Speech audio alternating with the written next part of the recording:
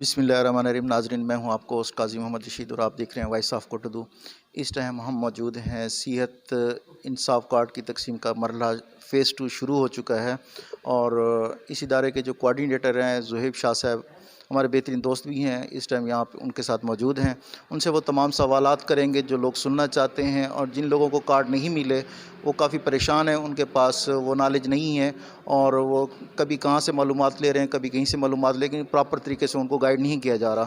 تو آج ہم ان سے بات کرتے ہیں تاکہ تمام لوگوں کو صحت انصاف کارڈ کے حوالے سے مکمل ڈیٹیل مل سکے. آئیں بات کرتے ہیں. السلام علیکم. وعلیکم السلام. قاضی صاحب کیا حال ہے آپ کے؟ خیریت سے ہیں؟ اللہ کا شکر. آپ سنیں ٹھیک ہے؟ الحمدللہ. سب سے پہلے تو ہمارے ناظرین کو اپنا تعارف کروائیں اپنی زبانی. میرا نام سید زہیب بخاری ہے اور میں عرصہ 12 سال سے سماجی سیکٹر کے اندر کام کر رہا ہوں. ضلع مظفر گڑھ کے اندر مختلف پروجیکٹس کے اندر کام کیا ہے. اب صحت سہولت پروگرام جو حکومت پاکستان کا ایک بہت بڑا میں سمجھتا ہوں انقلابی قدم ہے، یہ اس کا فیز 2 شروع ہو چکا ہے، جس کو میں ضلعی سطح پر اس کو لیڈ کر رہا ہوں ایز اے ڈسٹرکٹ کوآرڈینیٹر. سب سے پہلے تو ہمارے ناظرین کو یہ بتائیں یہ پروگرام کب شروع ہوا تھا فیز 1؟ جی، یہ فیز 1 مئی 2019 میں حکومت پاکستان کی طرف سے اس کا انیشیٹ لیا گیا تھا، جس میں پنجاب کے ہمارے پاس جو اضلاع تھے، ہمارے ادارے کے پاس وہ 5 اضلاع تھے، جس میں ملتان، راجن پور، ڈی جی خان، مظفر گڑھ اور اس کے ساتھ لودھراں بھی شامل تھا. تو ہم نے یہاں پہ جو ہیں وہ کارڈ تقسیم کروائے ان 5 اضلاع کے اندر صحت انصاف کارڈ. اور اس میں جو ہمارا مطلب اس میں ہمارے پاس ایک ٹیم ہوتی تھی جو ہم نے گورنمنٹ کے اداروں کے اندر جیسے ہسپتال ہوتے ہیں ان کے اندر ہم نے ایک سیٹ اپ بنائے تھے ڈسٹرکٹ گورنمنٹ کے ساتھ مل کر. جیسے ٹی ایچ کیو کے اندر ہمارا ایک سینٹر تھا، بی ایچ یو کے اندر ہمارا ایک سینٹر تھا، اس طرح ڈی ایچ کیو مظفر گڑھ کے اندر ہمارا پورے ضلع کے اندر جہاں جہاں گورنمنٹ کے ہاسپٹل تھے وہاں پہ ہمارا سٹاف موجود ہوتا تھا. جو وہاں پہ لوگ علاج معالجے کے لیے آتے تھے وہ یہاں سے اپنا صحت کارڈ سینٹر سے اپنا صحت کارڈ وصول کرتے تھے. اچھا، یہ بتائیں کہ کتنے لوگ اس کارڈ سے مستفید ہو چکے ہیں اب تک، یعنی مطلب کتنے لوگوں کو یہ کارڈ مل چکا ہے؟ جی، ضلع مظفر گڑھ کا جو نمبر ہے قاضی صاحب وہ 4,75,000 کا نمبر ہے جو ہمیں کارڈ موصول ہوئے تھے فیز 1 کے اندر، جس میں سے 3,23,000 افراد نے جو وہ کارڈ ہیں وہ اپنے وصول کر لیے ہیں. اس کے باوجود اب تک جو ہے 1,29,000 یا 30,000 کا فگر ہے جو ابھی ہمارے پاس دوبارہ کارڈ آئے ہیں ضلع مظفر گڑھ کے، جس کو ہم فیز 2 کے اندر دوبارہ تقسیم کرنے جا رہے ہیں. اچھا، ہمارے ناظرین کو یہ بتائیں کافی سارے لوگ ہیں جو یہ سمجھتے ہیں کہ ہم اس کارڈ کے اہل ہیں لیکن ان کو ابھی تک کارڈ نہیں ملا، تو اس بارے میں کیا کہنا چاہیں گے؟ جی، میں اس کی تھوڑی تفصیل بتانا چاہوں گا کہ یہ جو ہمارا یہ جو صحت انصاف کارڈ ہے یہ حکومت پاکستان کی طرف سے جاری کردہ پاورٹی سکور کارڈ جسے پی ایس سی کہتے ہیں، پاورٹی سکور کارڈ کی رینکنگ ہوتی ہے جس میں غربت کی سطح کا تعین کیا جاتا ہے. تو صحت انصاف کارڈ کا جو اہل ہے اس کا غربت کی سطح کے اوپر 30 رینک تک ہونا وہ اہل قرار پاتا ہے. تو جو بندہ رینکنگ کے حساب سے 30 نمبر تک آتا ہے وہ اس میں شامل ہو جاتا ہے. لیکن یہ سروے 2010 اور 11 کے اندر بے نظیر انکم سپورٹ پروگرام کے نام سے یہ سروے کیا گیا تھا.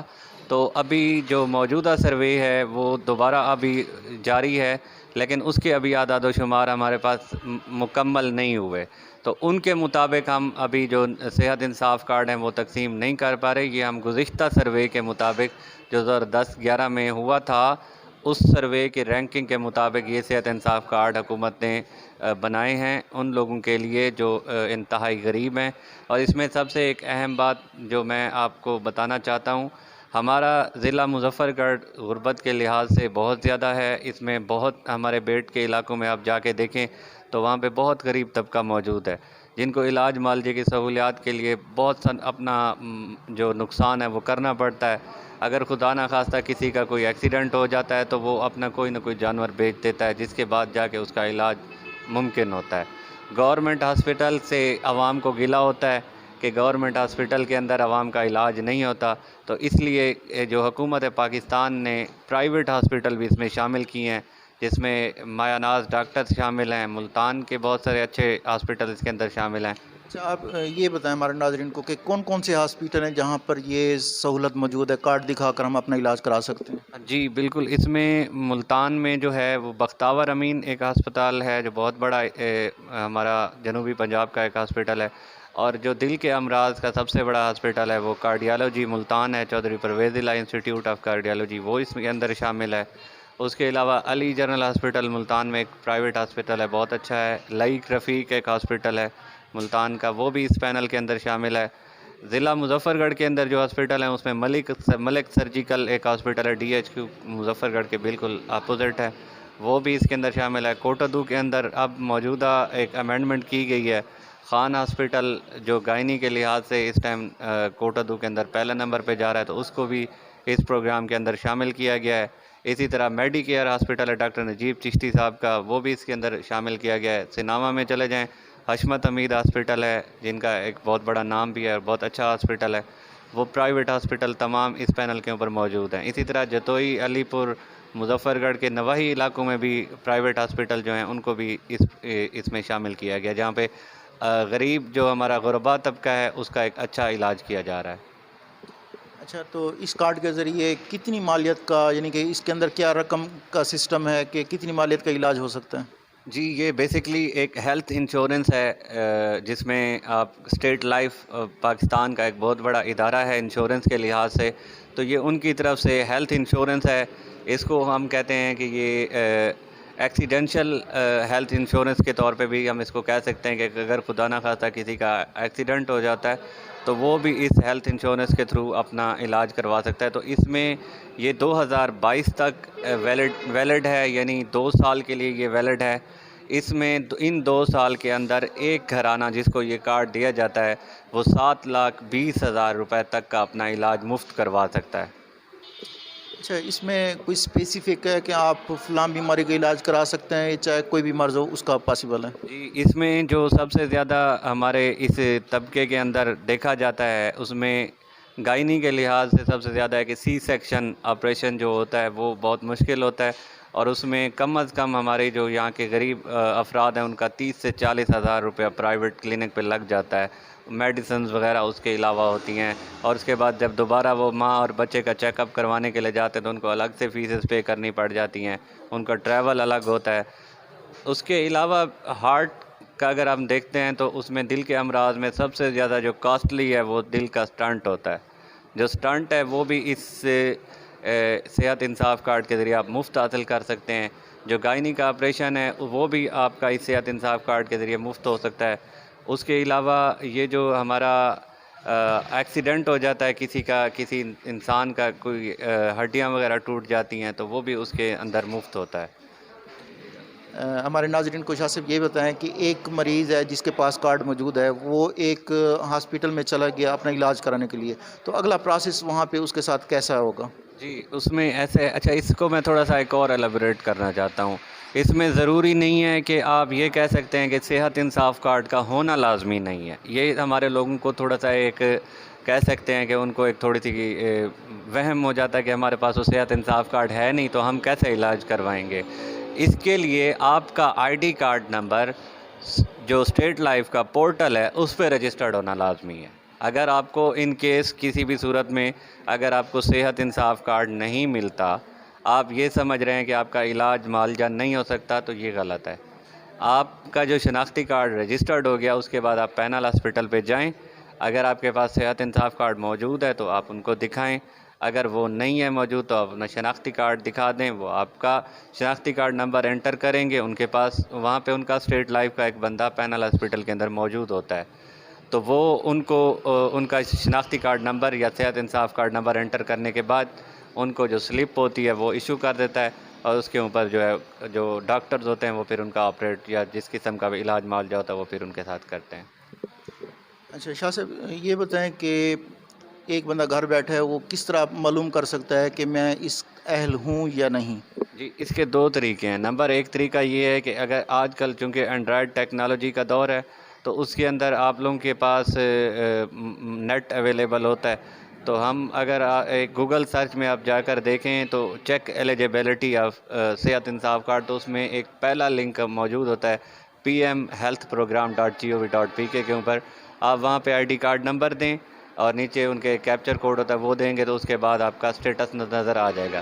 اگر کسی کے پاس نیٹ کی سہولت موجود نہیں ہوگی تو وہ یہ کریں گے کہ اپنا ID کارڈ نمبر لکھیں گے, ٹیکسٹ رائٹ میسج میں جا کے اپنا ID کارڈ نمبر لکھیں گے وداؤٹ ڈیشز نہیں دیں گے. یہ اکثر مسٹیک کر جاتے ہیں جس کی وجہ سے ان کو اہلیت کا اندازہ نہیں ہوتا. وداؤٹ ڈیشز اپنا ID کارڈ نمبر دیں گے اور اس کے بعد 8500 کے اوپر وہ میسج کر دیں گے جہاں سے ان کو ان کی اہلیت کا میسج آ جائے گا. اگر وہ اہل ہوں گے تو ان کے ساتھ ان کا ہیلتھ کارڈ نمبر بھی موجود ہوگا.